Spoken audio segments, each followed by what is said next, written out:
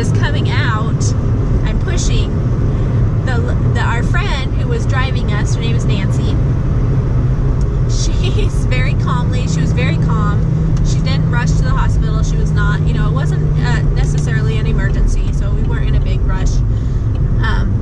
She very calmly said, there's a tarp on the floor under your feet. Just pick that up and put it in the, you know, across the seat to catch any mess that there is.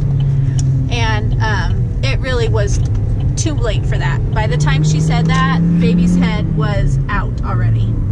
So it was too late for that, and it really, her head came out and then her whole body came out right afterwards. So it wasn't even a thing that we could get the tarp put in there.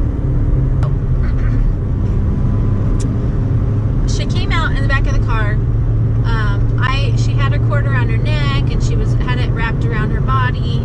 So my husband just kind of flipped her upside down and unwrapped the cord around her. As she came out, she kind of did a somersault out. And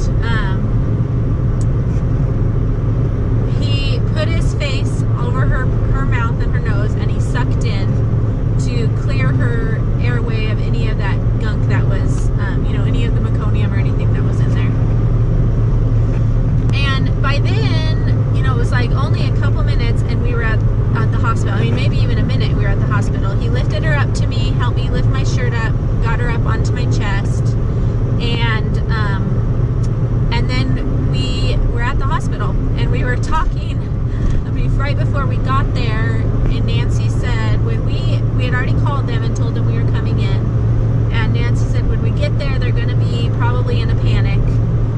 So let me talk to them. I'm just going to tell them baby has already been delivered. We only need to go to a labor and delivery room. We do not need the emergency room. So we got there, pulled up, and she got out right away, opened the door for me, and Austin came around. And then she turned, and they were coming out with the bed. She just told them, baby's been delivered. Baby's doing fine. Mommy's doing fine. We do not need to go to the emergency. We only need labor and delivery.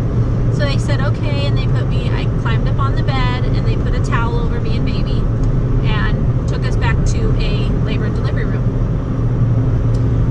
Now, when we got there, in my head, I knew what I was doing. I also knew what I wanted to happen and what I did not want to happen. And so did my husband. And Nancy also did, because we had talked with her